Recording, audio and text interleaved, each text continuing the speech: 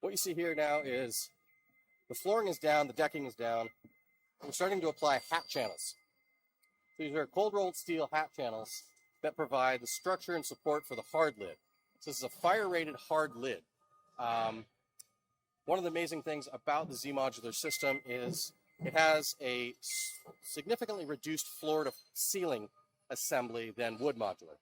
So you can actually get almost a 12-inch floor to ceiling, whereas in wood modular, you're going to see upwards of 24 inches. That's a big deal trying to kind of disrupt the multifamily housing space where the increase of floor to floor has precluded a lot of modular projects moving forward for wood modular. So you see the hat channels here, everything's laid out specifically.